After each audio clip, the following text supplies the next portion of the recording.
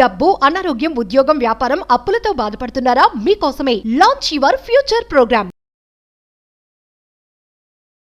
Hi hello నమస్తే, welcome back to our channel. ఈరోజు మనతో ఉన్నారు స్టాక్ మార్కెట్ అనలిస్ట్ అని సుందరరామ్ రెడ్డి గారు. సార్తో మాట్లాడదాం.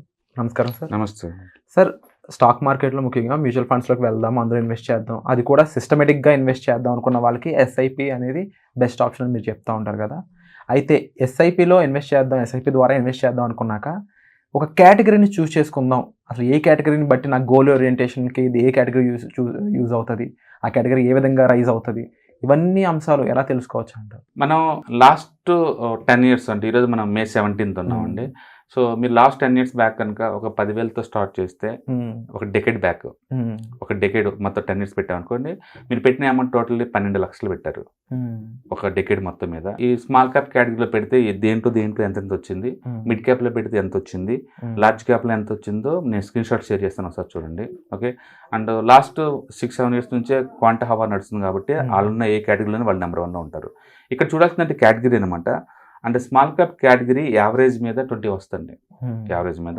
మిడ్ క్యాప్ అనుకోండి యావరేజ్ మీద ఇది కూడా 18-19 దాకా వస్తుంది. లార్జ్ క్యాప్ అనుకోండి యావరేజ్ మీద 14 దాకా వస్తుంది.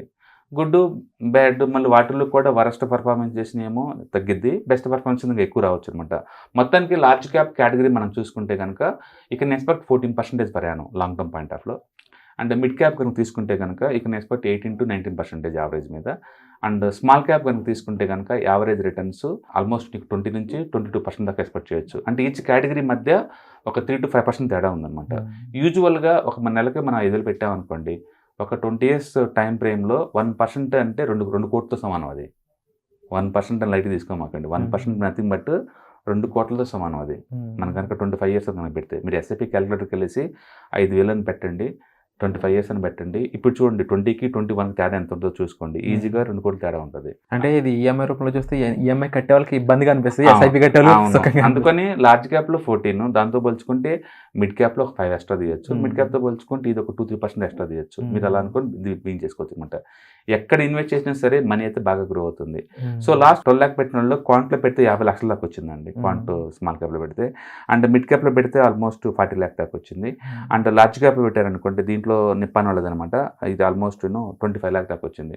స్మాల్ క్యాప్ అంటే లార్జ్ క్యాప్ అందుకని ఎక్కువ డబ్బు వస్తుంది స్మాల్ క్యాప్ కాబట్టి స్మాల్ క్యాప్ బాగు చేసుకోండి.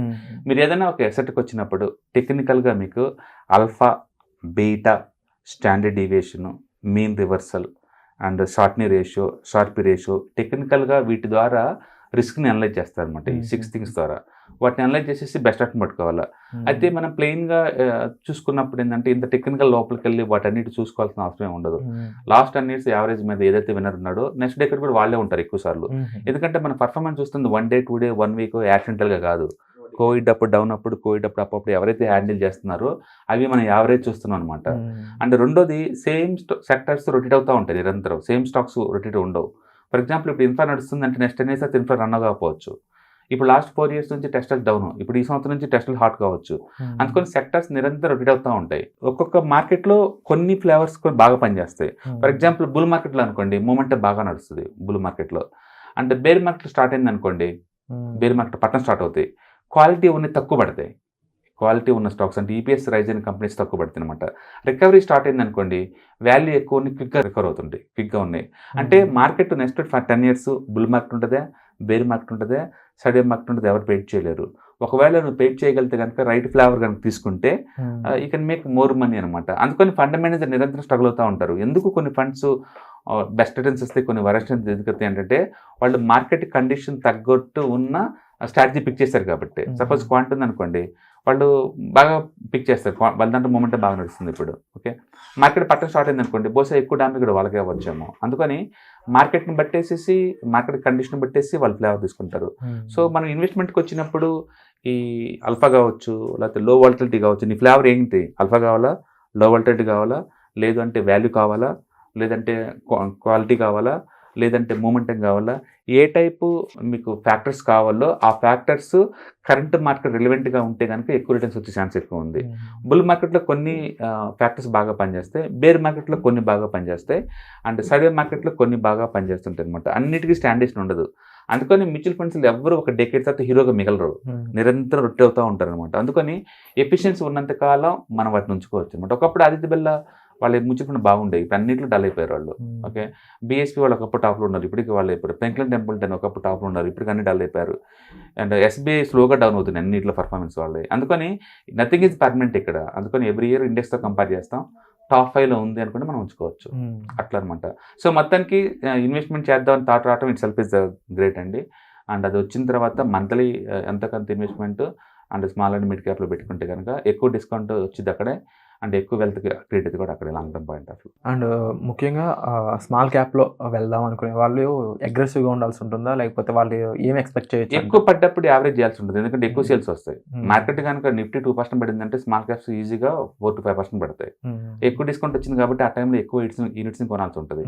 అలా కొనేలాగుంటే నీకు అది వర్క్ అవుతుంది అనమాట. రేపొద్దున మళ్ళీ బుల్ మార్కెట్ స్టార్ట్ అయినప్పుడు నిఫ్టీతో పోల్చుకుంటే ఇది మళ్ళీ 4-5% ఎక్కువ పెరిగింది కదా, అప్పుడు కావాలంటే నువ్వు అమ్ముకోవచ్చు 1 year తర్వాత. అండ్ ముఖ్యంగా ఎంప్లాయీస్ అనే వాళ్ళ కోసం కూడా ఇయర్లెసెస్ కానీ లేకపోతే ఈటీసీ కోసం ఉందన్నారు కదా, ELSS nothing but flexi cap అండి అది. అంటే వాళ్ళు small cap, mid cap, large cap ఏ సెగ్మెంట్ అని పెట్టుకోవచ్చు. న్యాచురల్గా మార్కెట్ ఎలా మూవ్ అవుతుంది అని బట్టి వస్తుంది. Nothing but ELSS flexi cap exactly, కాకపోతే 3 years లాక్ టైం ఉంటుంది. డెఫినెట్గా ట్యాక్స్ సేవర్ ఫండ్స్లో ELSS is the best one అండి. ఇయర్లీ యావరేజ్ మీద అది కూడా నీకు 18 to 20% వస్తుంది. డెఫినెట్గా ఈపీఎస్తో పోల్చుకుని, అది ప్రావిడెంట్ ఫండ్తో పోల్చుకుని, ఎన్పిఎస్తో పోల్చుకుని this is best option. So అంటే ముఖ్యంగా స్పెసిఫిక్ ఫండ్స్లోకి వెళ్ళినప్పుడు ఎవరికైనా సరే స్టెబిలిటీ కావాలి, బిగ్ కంపెనీస్లో ఇన్వెస్ట్ చేయాలనేది ఎప్పుడు ఉంటూనే ఉంటుంది. బట్ మీరు చెప్పిన విధంగా చూసుకున్నప్పుడు గ్రోత్ అనేది కంపారబుల్ విత్ స్మాల్ క్యాప్ అన్నప్పుడు తక్కువ కూడా ఉంటుంది. ఇలాంటి టైంలో మన దగ్గర మనం ఒక ఎంప్లాయీ, మన రెగ్యులర్ శాలరీ మీద బేస్ అయి ఉన్నాం అనుకున్న వారికి ఏ ఫండ్ కరెక్ట్ అంటారు? నేను అంటుంది అదే, మీరు ఎంప్లాయీస్ కాబట్టి తక్కువ డబ్బు ఉంది కాబట్టి plan according to the money అనమాట. మనకు కొంచెం అగ్రెసివ్గా ఉండాలి తక్కువ డబ్బు ఎప్పుడైనా సరే. ఎక్కువ డబ్బు ఉన్న వాళ్ళు కన్జర్వేటివ్గా ఉన్నా పర్వాలేదు. అందుకని తక్కువ డబ్బు ఉన్న వాళ్ళందరూ కూడా ఏంటంటే సబ్జెక్ట్ నాలెడ్జ్ పెంచుకోండి ఫస్ట్. నా నాలెడ్జ్ పెంచుకోవడం ద్వారా రిస్క్ ఎలా హ్యాండిల్ చేయాలో మీకు అర్థం అవుతుంది అనమాట. తద్వారా మార్కెట్లో పెట్టుకోవడానికి కుదురుతుంది. ఒకవేళ మార్కెట్ అంటే భయం, అప్ అండ్ డౌన్స్ ఇది లేదనుకుంటే గో ఫర్ లార్జ్ క్యాప్. మీకు కాకపోతే రిటర్న్స్ తగ్గుతాయి. మీకు సేఫ్టీ కావాలి, రిటర్న్స్ తగ్గిపోతాయి ఆటోమేటిక్గా. నీకు అల్ఫా కావాలంటే ఖచ్చితంగా బీటాని భరించాల్సిందే.